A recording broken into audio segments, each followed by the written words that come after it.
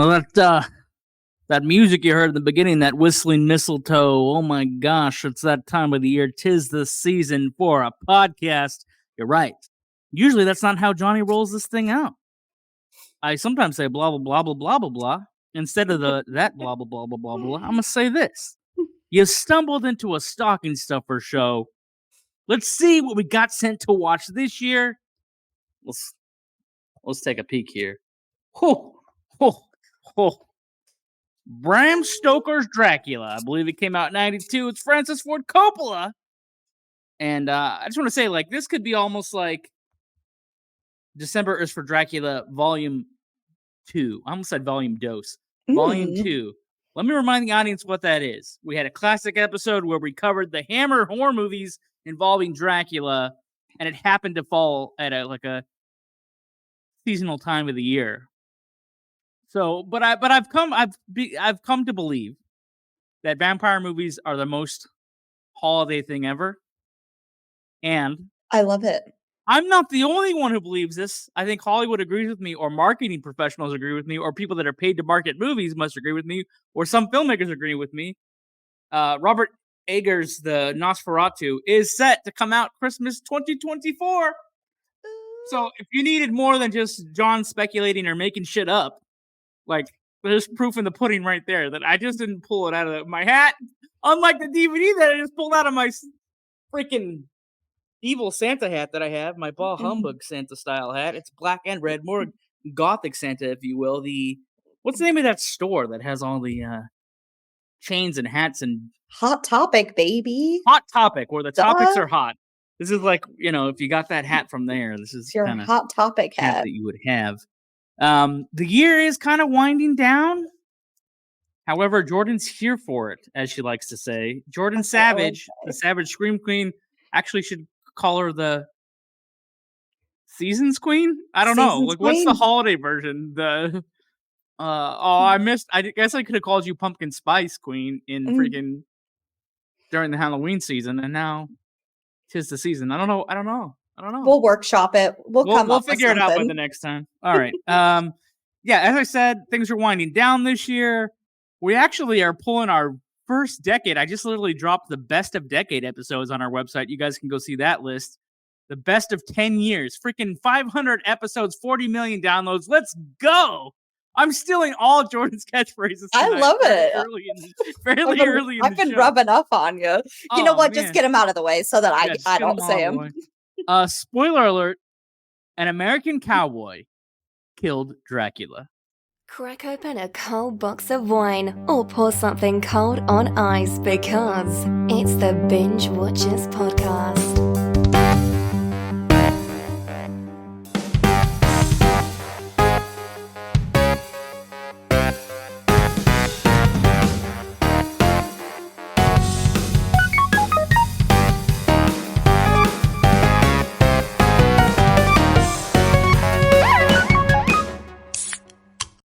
Spoiler alert. A spoiler before the home video headlines, no less. Wow. True movie fans, I'm sure you've seen Dracula, but if you're ready to get rewarded, you can freaking hop over to Lala's Real Rewards, which is created to reward fans for their unwavering love of movies, TV shows, and of course celebrate those exceptional members of their community. With the Real Rewards, you can earn points. That's the name of the game. You can start earning today by sharing movie reviews in their community, by buying their merch, or simply liking one of their Twitter X posts. So if you haven't already joined Real Rewards, grab the link in our show notes and embark on a world of fan experiences. I'm over there. I'm dropping these very short movie reviews. I mean, literally, in true Johnny style, if you want to talk to me on Discord, I'm there. You can get me there. I'll see the notifications after I'm watching episodes of LA Law. Discord Johnny. Notifications and I'll jump in and talk to you. Johnny Discord. I've created a holiday playlist. Here's 3 films I can recommend that if you're looking for something and you're like, what am I going to watch? Am I going to watch Casper? Am I going to watch Christmas Vacation? If you're looking for something a little bit different, and that's why you turn this show on, you want to know the films you should be watching. How about Krampus, in which Adam Scott fights Krampus? You might know Adam Scott from Severance. You might know him from Parks and Rec, where he played Ben Wyatt for so many seasons. You might know him from Step Brothers, where he was the other brother, the third brother, that the other brothers didn't like, but he provided plot points and had a funny MC Hammer / Vanilla Ice. I think it's a Vanilla Ice song. Anyway, he did like a 90s white rapper thing in the movie. It's pretty funny. Or you might know him from Party Down. That was like his first breakout thing, I think. Such a good show. How about Rare Exports, which is a Finnish horror movie comedy where Santa and the elves are basically like Gollum-like creatures. They live in this mountain, and there's a bunch of them. Santa's like the main monster, and then he has all the elves.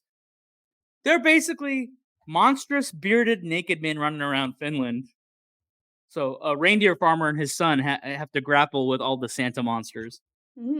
Last movie on my list, how about Fat Man, where Mel Gibson plays Kris Kringle, and Walter Goggins, who you might know, he was in Hateful Eight as the sheriff. He was in Django Unchained as one of the bad guys. You might have seen him in Vice Principals as one of the vice principals, or The Righteous Gemstones, where he plays a funny character called Baby Billy. Or he's going to be in the new Fallout show, but you can't really recognize him because he's a weird mutated radioactive whatever, something from that game. It's an app on a phone. I don't know.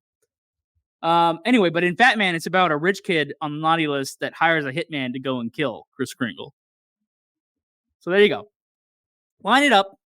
Krampus, Rare Exports, and Fat Man. You'll have a great time. What's going on in the world of TV and movies? Lionsgate is going to acquire Stephen King's novel, The Long Walk. This book is actually really good. It's one of the books he wrote in the pseudonym or pen name Richard Bachman. But this is like in the future when the population's out of control, we can't feed everybody. Like you can enter this contest, and that's literally is. They like walk you until you either drop dead or it's like an excursion test. And I don't know. I remember it being pretty good. It's like a Hunger Games type deal. Before the Hunger Games.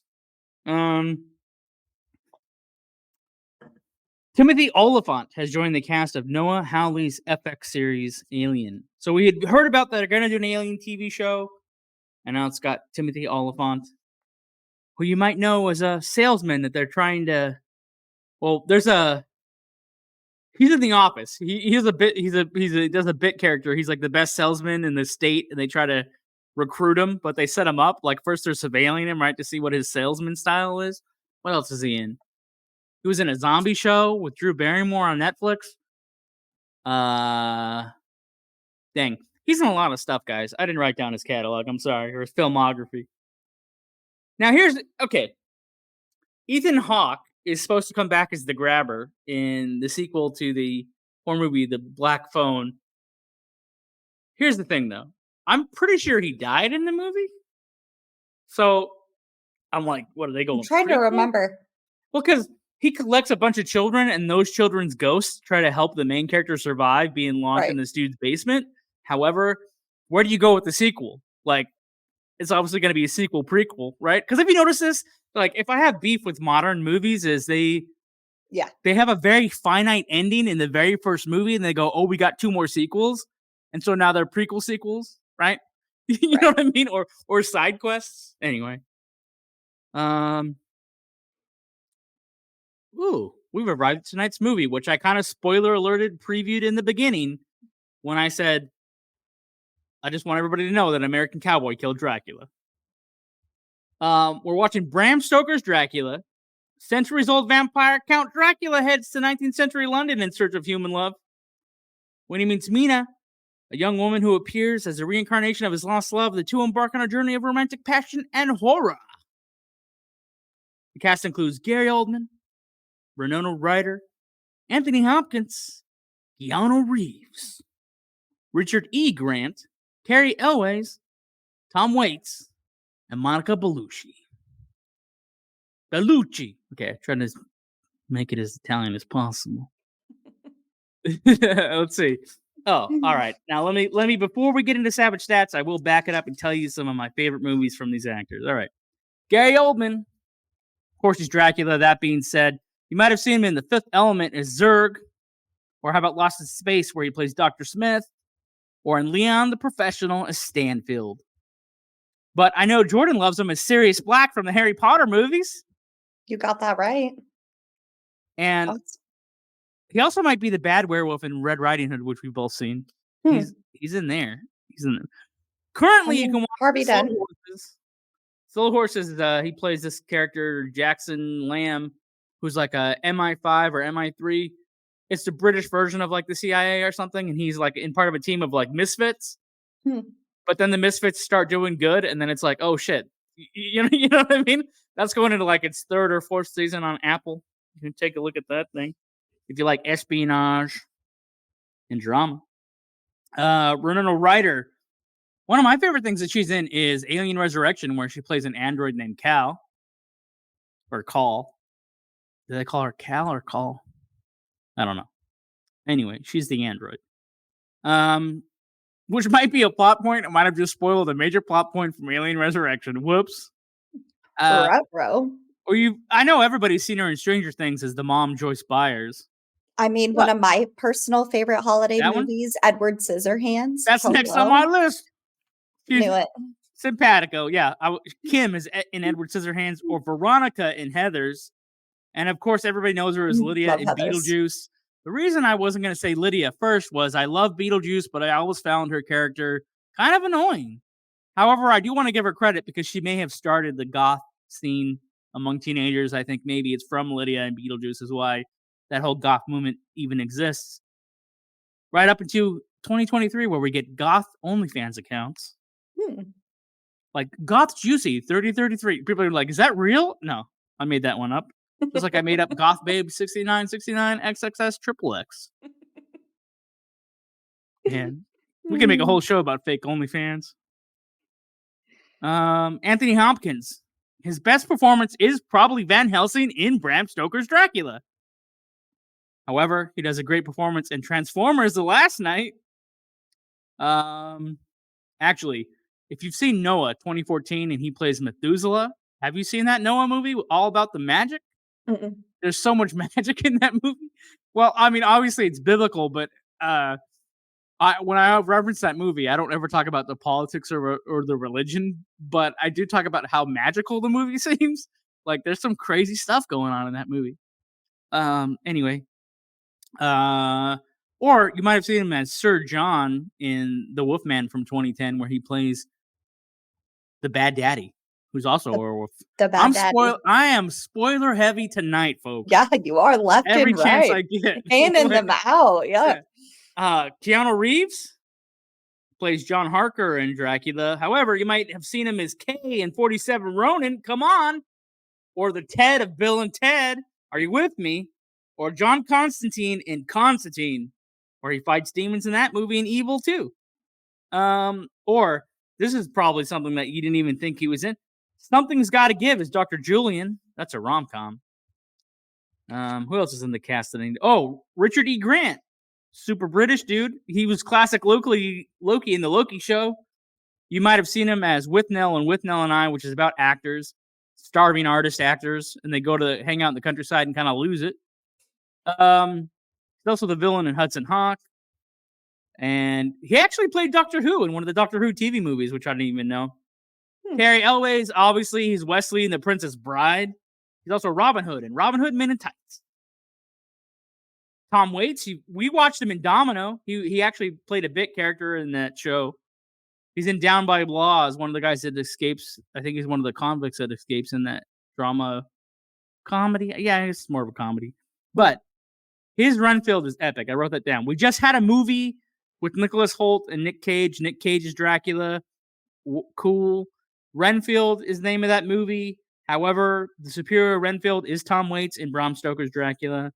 Challenge me, fight me, don't listen, I don't care. Monica Bellucci. I'm saying Bellucci because it's so close to word. Bellucci. Bellalucci? I don't know. I'm having a hard time. Because it's not the same as Belushi, but it's coming out of my mouth as Belushi. She was in Brotherhood of the Wolf. She's Mary Magdalene in The Passion of the Christ. I know her from Tears of the Sun, where she plays Dr. Lena, like the military guys have to evacuate her out of a hot area in that movie. That's like where I know her from. Also, she's in this notorious movie that has a crazy reputation because the movie's crazy, called Irreversible. about abuse. Yeah, I love this episode because we can talk about dark things, but it's holiday themed. This is hilarious to me. I'm having such a great happy time. Holidays. Happy holidays. Let's talk about dripping blood in the bloody blood. Get real dark with it. As dark as possible. I love it. I've seen some trees that are pretty dark. They only have dark, like, skulls and Nightmare Before Christmas ornaments and like everything else. You can get just a black one, for a fake tree that's pre-lit. I think that'd be so fun. So cool as hell. If you got Christmas tree money, all you Richies out there, you fucking tree buyers. I know Jordan has that tree money. I've seen her tree. Yeah, you already posted that shit. Facebook stories. Shit, that's been up for like a month. Oh man. You got that tree money, you're doing good. You're out there right now. It's not about coffee money, not about fixing those tires on your car. You got tree money, dog? You got tree money, dog? You got that tree money. Got that tree money? Tree money, honey. Oh, that should be a holiday movie at Hallmark. Tree Money Honey. Write that down. Jordan just created another movie. Another movie. Man, she's killing it as a screenwriter this year. One after the other. It's her turn to be savage with them stats. Cool. Got some stats about Bram Stoker's Dracula? Yeah, I got some fun ones for us tonight. So, starting us off, producer and director Francis Ford Coppola explains on the DVD commentary, which I wish I could rewatch this with the DVD commentary.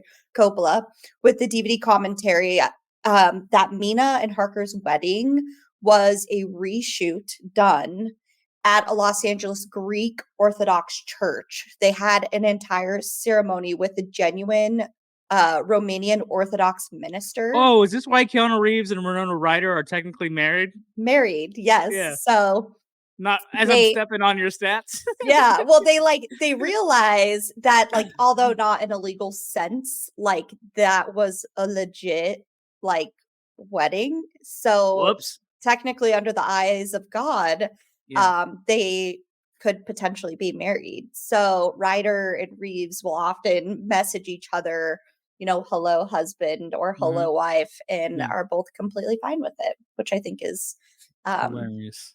It's super funny. Yeah. Then just some stats straight up with it. The film won best makeup. It was praised for its visual effects. The effects are off the chart. It's 1992. It's outdoing every movie that's come out in the last 5 years. For real, though. And it's because they had employed innovative techniques like practical effects. So they're actually using in-camera tricks versus going through the route of like computer generated effects. So I think that's super impressive, just using unconventional cinematography, employing old school techniques, such as using miniatures and shadow play, which is obviously a big part in the like visual parts of the movie. And just using unique styles with filters and multiple different types of exposures. It actually looks like when they have it from the monster's point of view or whatever, when he's in one of his beast modes. Oh, we'll get into that when we get to the bits, baby. But it's not just speeding up the camera. It looks like they actually removed like frames of the film footage, so it was skipping frames and also speeding up, so cool. Crazy stuff, but really cool. Parts of this is a little bits and stats, just Gary Oldman undergoing remarkable physical transformations to play all the different like age ranges and like health. Every version of Dracula ever written, basically. Pretty much. And so with the exception of appearing as other people, which is actually, I ran out of time. I almost had Jordan watch also the BBC Dracula on Netflix, because the Dracula in that movie is the only one that I think is on par with Gary Oldman as Dracula, because I even put Gary Oldman over, and people are gonna roll over in your graves, whatever. You take my binge watching license away. I think Gary Oldman is better than Bela Lugosi as Dracula, and I think the guy in the BBC Netflix is like, it's a very like it'd be like we'd have to go to the playback, or we'd have to go to the finish line photo to see which Dracula edges ahead, because that dude is pretty good. And in that version, they show you that he can appear to you as other others. people. Yeah, Mm, as others. Yeah. so good. Super Anyway. important. Yeah, Not Gary to totally Oldman. derail the episode in the middle of the stats. I love it though. It's what we're here for. We're Yeah. we're here. We're here for it. More costume design. So Akiko Ishioka, the costume designer, created stunning and unconventional outfits for the characters, of course, winning Best Costume Design. It also still just reflected the film's overall visual aesthetics. So, costume design, and then, of They course, the went way that was super filmed. operatic with all the armor. I mean, they have Ugh, the blood that cell and armor or that muscle and initial blood armor. Yeah. Yeah, that Um, initial armor is so yeah. cool because it's the way that you would see, like, all the striations and muscles and stuff. I'm like, "Man, that's some Blood next level vessels. stuff." Yeah. Yeah. Some box office stuff. Despite receiving mixed reviews from critics, the film was a commercial success, grossing over 215 million worldwide. Its unique visual style and star-studded cast attracted audiences. Coppola was originally considering Michael Jackson. Do I say it every time? Oh, forget about me dissing Bela Lugosi as Dracula. Coppola. Coppola considered Michael Jackson for the role originally for Dracula. It just wouldn't have been the same. Obviously, Gary Oldman had delivered a memorable performance. So, yeah, I just chef kiss. I don't think Michael Jackson could have done it. Obviously, would have been an interesting thing to see a Michael Jackson as a Dracula, but we got to stick with it. So, And now here's our favorite bit from Bram Stoker's Dracula. Joined as always by the Savage Scream Queen herself, Jordan Savage, and Johnny Spoiler. I'm proud of everybody that clicked the link and decided to take this holiday ride with us. Here we are, Bram Stoker's Dracula. Favorite bits? What do you got? I would say that my favorite bit start with Lucy. I love her character. Lucy is Mina's very wealthy young lady. She's rich.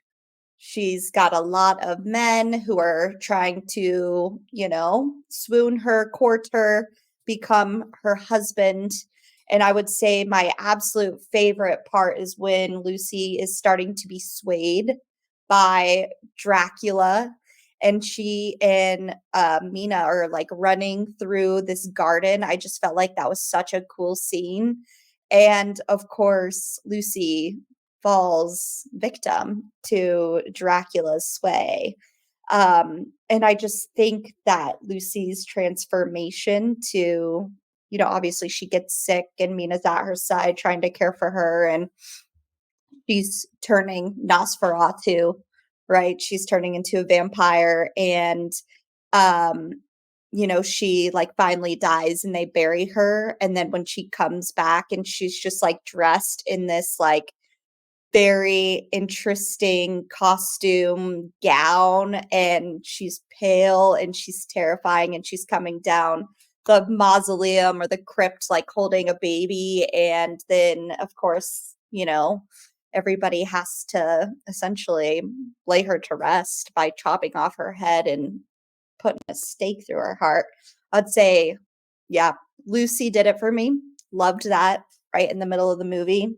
So, so, so good. And I loved the bromance. I mean, Gary Oldman like sells it, he thinks that, and Mina also thinks that she's like his love from many, many, many ancient moons ago. And I mean, it was just done so well with the romance. So that ending scene when they look up and there's that painted, portrait of them lying together. Oh, tear coming down the face. Well, that's another trope in vampire lore, is that the vampires have lived long enough to run into people that remind them of people they care about, right? Mhm. They've outlived their lovers and they run into them and are haunted by the fact that they're still alive. It's And almost then like meet them again, alluding. but can't Yeah. repeat the same life. It's like alluding to like almost, yeah, like. And then and that's Dracula's weakness. He still has a heart, even though he's lost his humanity. He's regaining his humanity on some level. And he's like, I don't want to give you the burden, the sickness, the trauma, the Yeah, but he still does. condemnation, the what do they call that? Damnation, you know?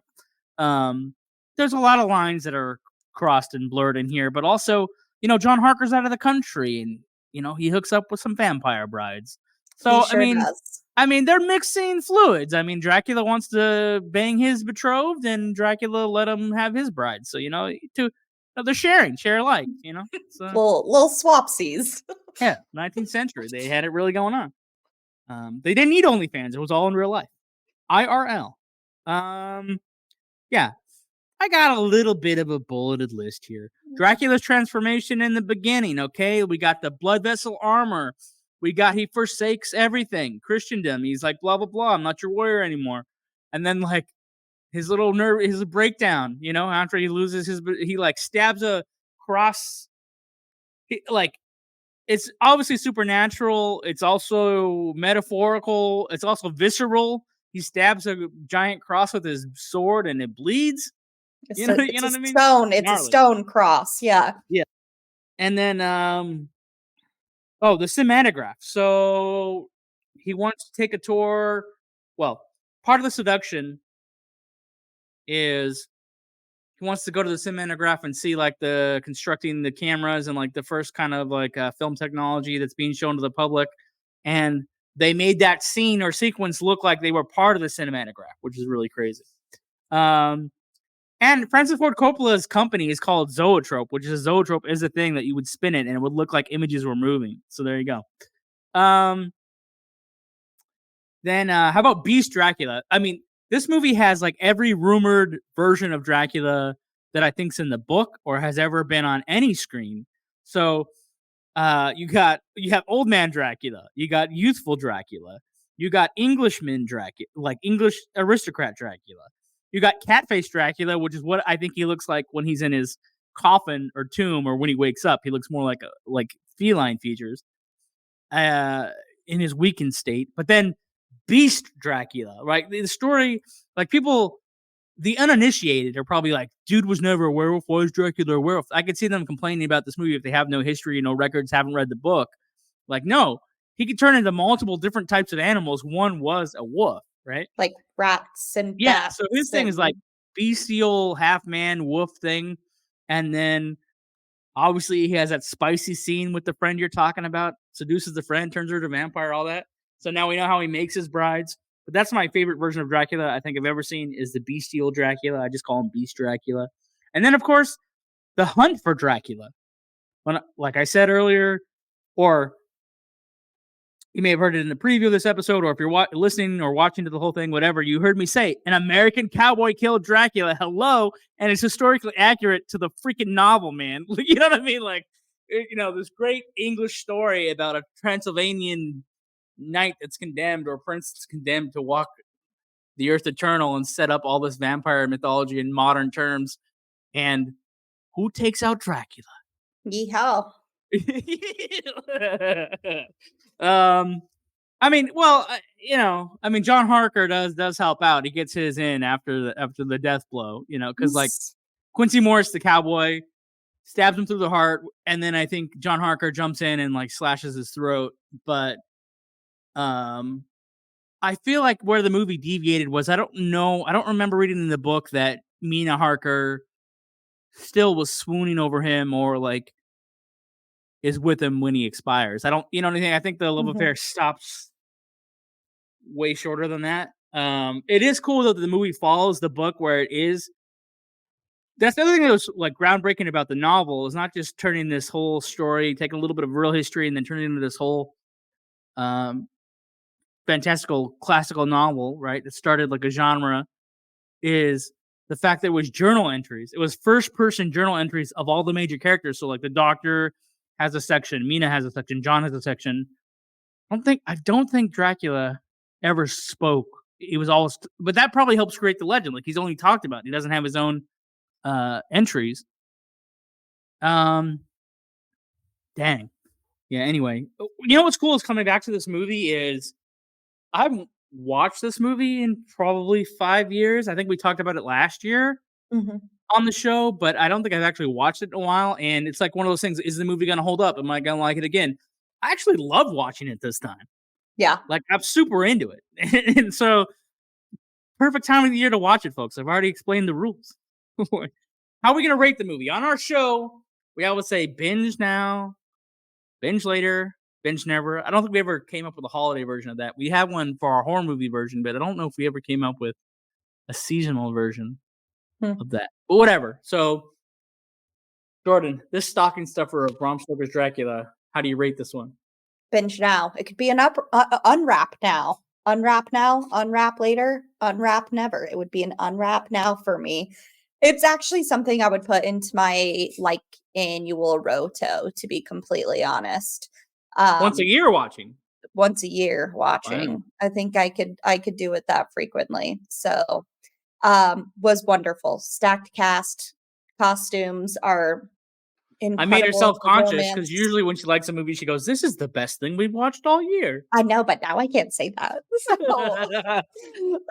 But no, seriously, it's definitely one that I'm like, it's gonna be in the mix for like a frequent mix. Yeah. So but what would you rate it, John?